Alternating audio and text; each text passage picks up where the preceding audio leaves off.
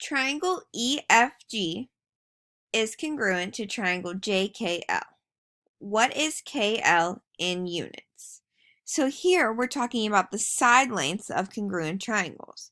So remember, in congruent figures, corresponding sides are congruent.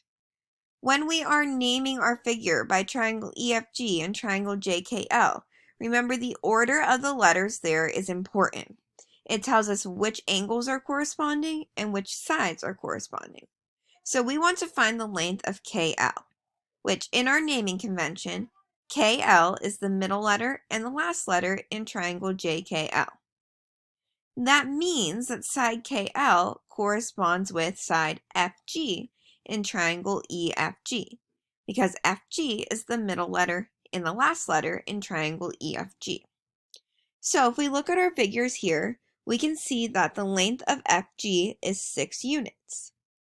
We know that FG and KL are corresponding sides, which means they're congruent.